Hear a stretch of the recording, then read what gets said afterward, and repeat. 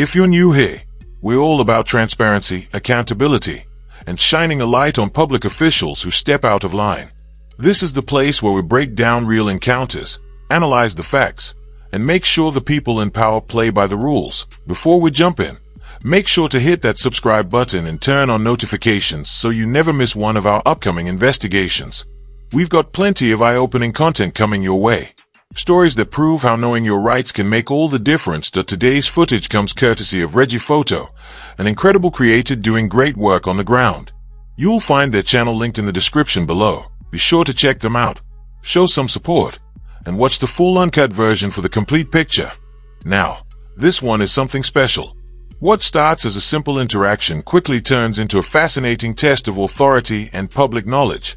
So grab a seat and stick around till the end, because this clip is packed with lessons about accountability, confidence, and the power of staying calm under pressure. Hello. What for?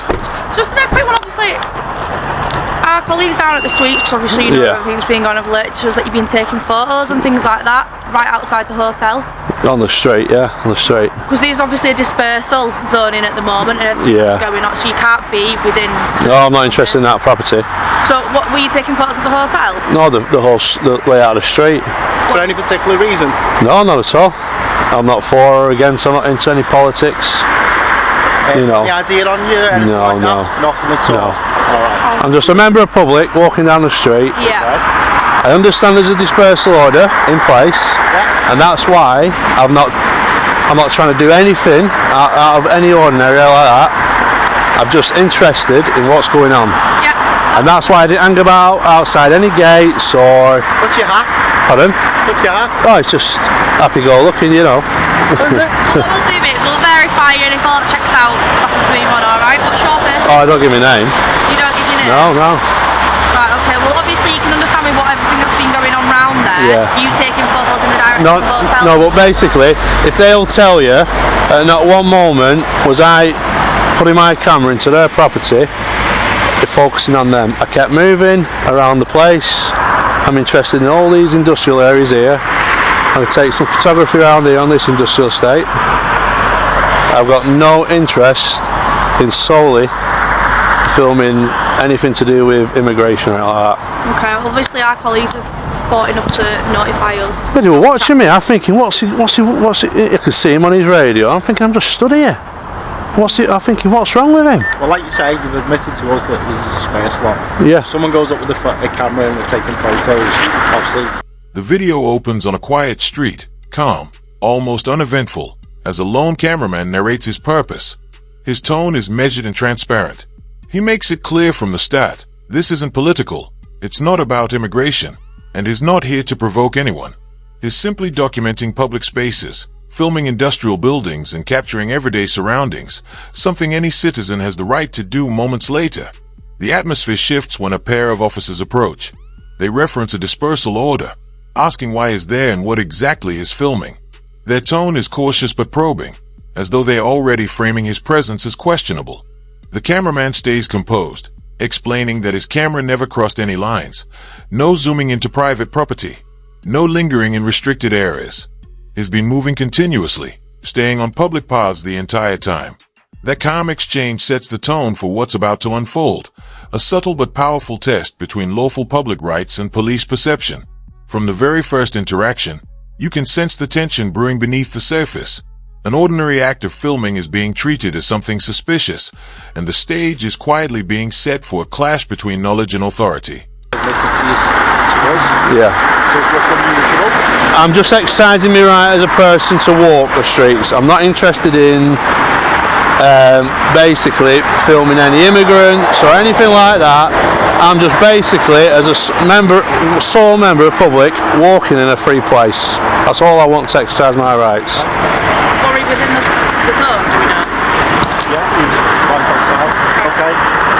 Well, what we'll do then is we have been notified that you are inside the dispersal zone, so we'll be issuing you with a dispersal notice, okay? All the information will be on here, but you do need to... Can I just ask you a question, quick, please? So, a dispersal, for what reason would that be if I'm not I'm telling you one, I'm not here to cause any havoc in regards to what's going on. That has gone live all the way up and down the country. Yep. So it'd be stupid not to admit that you didn't know through the media what's going on there. But what I'm saying, what is my dispersal for? If I just To be out of the zone, so you've come within the zone of dispersal. You've been seen taking photos. I understand you giving us an explanation for that. Yeah. But our colleagues have well enough for us to learn, obviously, of your presence there, and you have been within the zone. Therefore, we can issue you the dispersal notice not to return within this zone within a set period of time, which is 48 hours. what, even just walking? Yeah, you're not allowed to. Seriously? That's a dispersal. That is a dispersal zone. Yeah, but for what though? I've not done anything. I've not done anything. That's why you not get locked up. You get given a ticket to say, do not go back there. No, but I'm not interested in going back there. But what I'm saying, That's why I'm going to give you the ticket. And you obviously you were aware of the dispersal zone. You've even admitted that. Yeah, so that's what. So that in that perimeter which you have actually gone into and breached. not. So can I not walk through there as a member of public?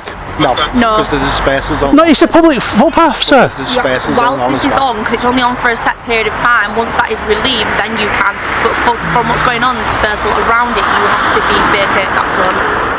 The dispute quickly narrows to one key issue, the dispersal notice. The officers insist he's standing within a restricted zone and tell him they'll be issuing him a notice to leave. Calm but firm, the cameraman challenges their reasoning. He asks the question that cuts straight to the heart of the matter.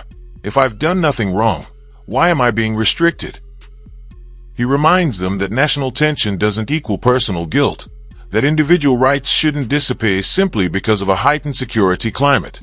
The officers respond that it's nothing serious, just a notice, not an arrest, more of a temporary ban from returning to the area.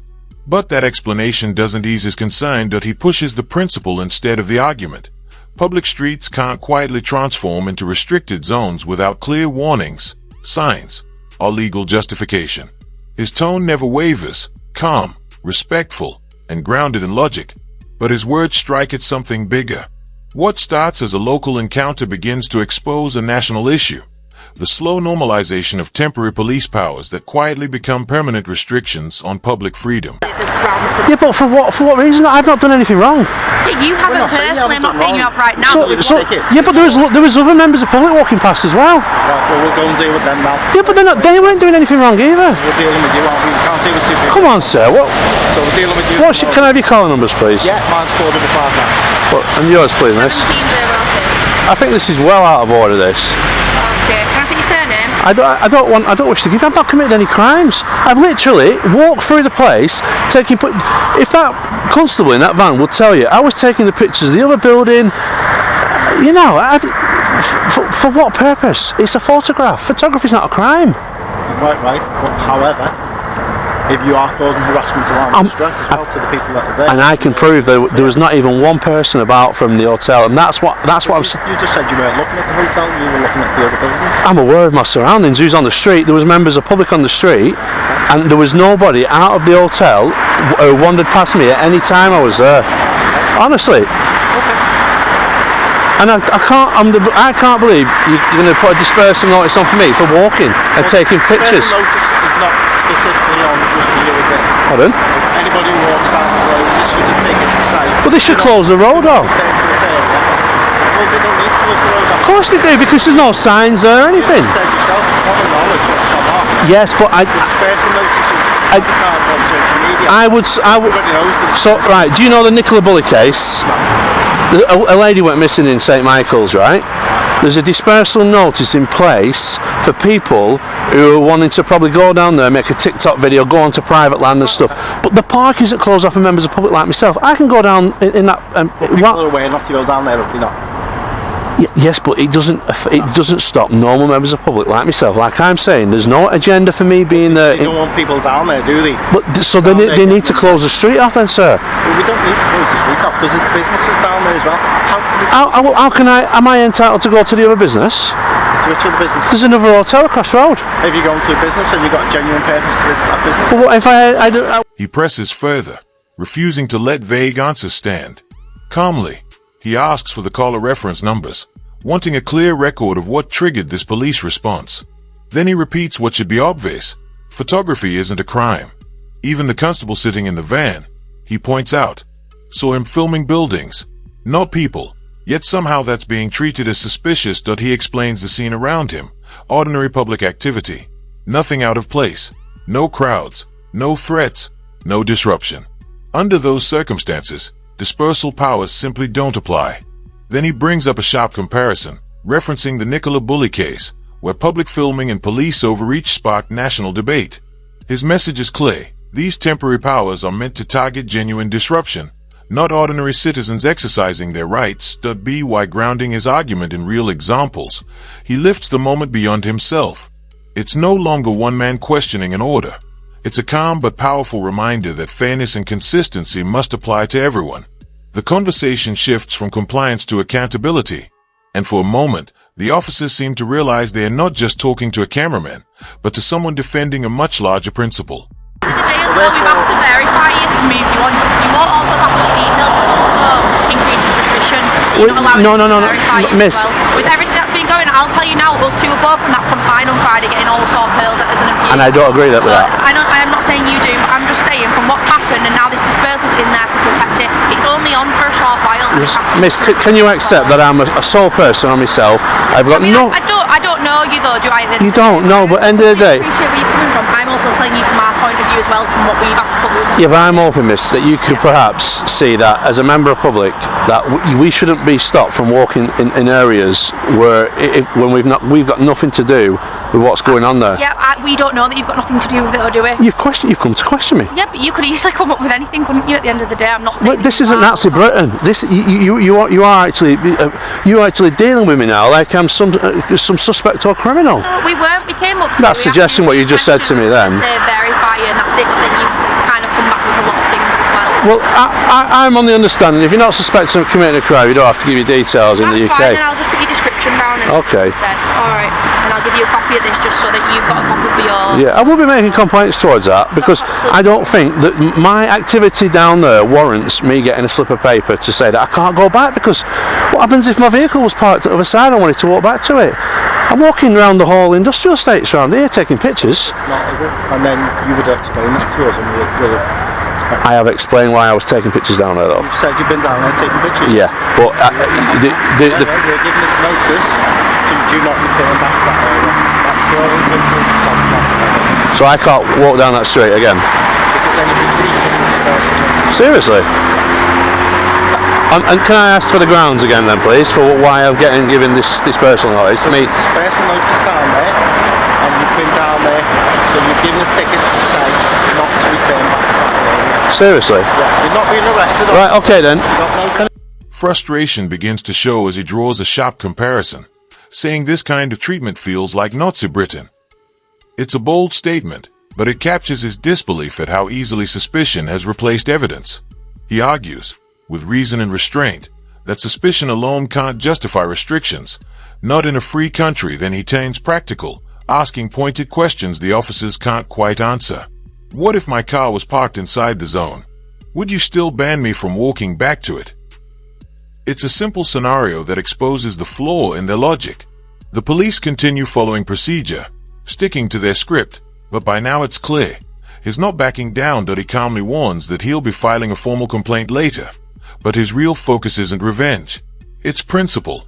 He reminds them, once again, that public rights don't disappear just because someone draws invisible lines on a map. This is where the tension peaks, the delicate balance between politeness and genuine anger. You can hear it in his voice, the frustration of being treated like a suspect for doing something completely lawful. The moment captures exactly what so many auditors face. A clash between everyday rights and unchecked authority. Question, where's the barrier of the dispersal notice? It's Riddler's Lane itself. So can I take my drone up from the cemetery? I've got permission to fly a drone. Well, I've got a license to fly a drone. I've got permission to fly a drone. Well, you don't need it in that area because it's the drone assist app. Are you sure? Yeah. I can clarify that for you now.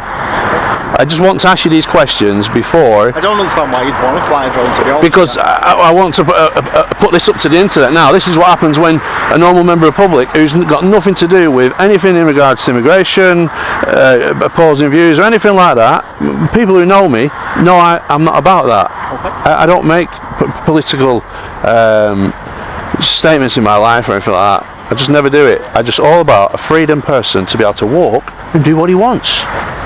Within the law. Unfortunately, like I say, Ribblers Lane, there's a dispersal notice on, just will be active.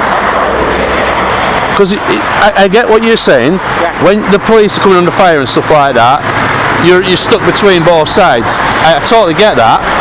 But where the police are coming under fire, it's for simple things like this.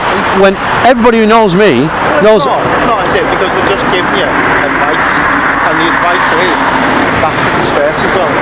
Please don't return to it because you issued with a ticket. You know, I'm not throwing you against the wall. I'm not trying to search you or anything like that. Well, it seems like it though. It seems like I'm being restricted in a public place. We've been fine with you. We've been very pleasant with you. You've been very pleasant with us as well. I'm quite annoyed now, actually. Okay. I could understand you wanting to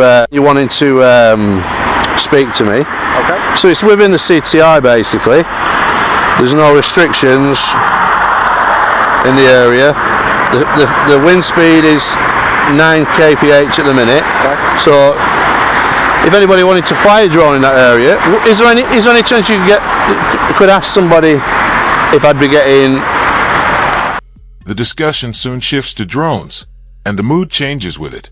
The cameraman asks directly whether flying outside the dispersal zone is legal, calmly outlining his CAA registration, certifications, and flight permissions. The officers pause. They admit they are not entirely sure and say they'll have to double-check. He takes the opportunity to clarify his purpose again. This isn't political, and it's not about confrontation. He's gathering industrial footage, pure and simple. He even acknowledges that drones tend to draw attention, but reminds them that public perception isn't the same as legality. By asking first, he shows exactly what responsible drone use should look like: transparent, informed, and within the law. The exchange marks a noticeable shift. What began as confrontation turns into curiosity and learning, quietly exposing how quickly technology is outpacing traditional policing knowledge. It's a subtle but telling moment, one where a citizen ends up educating the officers, not challenging them. For doing that. I can ask, but whether somebody will know, I don't know. I'll probably have to go through the airport, speak to the airport. Well, that's the civil aviation force. So they cover the airspace. But what I'm trying to say is now, like, so if I wanted to get aerial footage of all these industrial sites, which I do, it's not just that round area, it's the whole place. I want to know if I'm going to be getting perhaps bloody challenged just for having a drone in the air. That's a very good question, and I'll try and find out for you. Because I have to cover myself legally whilst I'm speaking to a constable, you know. Yeah, no, I'll have that. Yeah, and obviously be aware as well of everything that's going on. If you are flying a drone around that area, obviously it might attract a little bit more attention with obviously some things going on in the hotel, but we'll try and find out for you. I fully agree what you're saying about attracting, but I don't think people's rights should have to stop. No, I completely agree with you on that. I'm not saying that at all. I'm obviously just making you aware, obviously, what's going on around there. There's a lot more officers, isn't there? There's a lot more attention being given to the hotel and surrounding areas that went on Friday, and obviously you can appreciate that with how what you turned out to be. As you say, you've seen the videos yourself. You've seen how bad it got and escalated very quickly. Which it was very unfortunate. It was an awful event to occur. Yeah. Like I say, I don't make political statements, but I've heard both sides, you know. At the end of the day, I'm not from Liverpool, so I can't comment, but I've never met a racist Scoutser. Yeah. That's all I can say. Yeah, no, that was you know, but I'm not here to make a political statement. Yeah. You know what I mean? But I won't be going back down there on foot, so there's no need for me to receive that. Okay. Alright, is that fair enough for you? I think he's trying to find out about the drone. About the drone? Oh, yeah. Yeah, just like... I didn't fail to mention in what type of drone. So within this area, I can only fly my 249 gram drone, which is registered. It's got flyer's ID and everything else. But the bigger your drones that you get into this area, because you've got Liverpool Airport. He backs up his argument with real, practical details, pointing out that wind levels are low, visibility is clear, and there are no NOTAM restrictions in the area. Calmly, he asks the officers whether such a flight would actually cause any problems. They respond cautiously, saying they'd need to check with the local airport authority before giving a definite answer. Rather than argue, the cameraman offers a constructive solution. He suggests posting clear signs at public entry points whenever a dispersal order or restricted zone is in effect. That way, citizens, especially photographers or drone operators, can know where they stand before being confronted. It's a simple idea, but it lands powerfully. Both sides pause and acknowledge the core issue. Not malice, but miscommunication. For the first time, the tension eases. The officers and the auditor find common ground in one shared truth. Clearer rules and better public notice would prevent most of these encounters from escalating at all. Then you have to start getting permissions and stuff, because I got the lower class drones. Of course, yeah. It doesn't apply in this area, Yeah, but they went through a stint of having quite a few around the airports, didn't they? But yeah, obviously I'm not trying to be unreasonable at all. It's everything that's going on. It's just until the dispersals, just, you know, obviously keep a little distance. That's all. Just stay out the zone until it's up. yeah, it would be handy. See, if they put a sign up on the lamppost or something to say there is a, because what about if, say for instance, a person goes down there, he doesn't know that there's a dispersal order, and he starts snapping away with his camera, chances are he might even be in handcuffs. For what? He doesn't even know. Yeah, and obviously we try and spread it as much as we can through social media and like things like that. But obviously we have the issue with you is the city's lights running all the way along here. So in like you said about road closure and things like that, it's almost impossible because the amount of disruption. Yeah, but you know, because yeah, do you mean the little yeah, so with the dead end, they could put up where the van was burnt out. They could basically put a message on that lamppost and the one at the bottom of the street by saying this is dispersal order, and probably contain the details within what they don't want you actually to do, because photography in itself, it's not unlawful or illegal. No, I completely understand where you come from. I appreciate that, and we'll feed it back. But yeah, no, I appreciate that. We'll feed it back and see if there's anything they can put. Obviously, you're aware now, and the main thing is that just until it's up, just stay out of that zone. But I think it's just finding out about a drone. And then no problems. But yeah, I'm going to go in here now. These lads, they're brilliant. You know, they'll show you around the trucks and everything. You know. Yeah, well, see, there's different people. You know, some people get a bit scared of a camera. What's he doing? Yeah. Some people, you know, are like, oh, I'll show you around. You know. It's 249 gram DJI. It's got. He takes a moment to educate, not argue, breaking down the drone categories with precision. His DJI Mini, he explains, weighs under 250 grams, placing it in the safest classification under CAA regulations. It doesn't need advanced clearance, and as long as it stays within line of sight and avoids crowds, it's perfectly lawful. In contrast, he notes, larger commercial drones require explicit authorization before entering controlled airspace, a key difference that many overlook. The officers listen, impressed but cautious. They advise him to keep his distance for now, suggesting he wait until the situation in the area calms down. He nods in agreement, not defiant, just measured, but he uses the moment to make a broader point. Any local dispersal order or police restriction, he reminds them, must still align with national CAA guidelines. Authority, he implies, isn't above consistency, that it's a rare moment of mutual understanding. The auditor isn't reckless or rebellious. He's informed and deliberate. And for once, the officers recognize that. What began as a tense standoff quietly transforms into a lesson in lawful coexistence, where both sides momentarily meet on common ground, knowledge, caution, and respect for clear boundaries.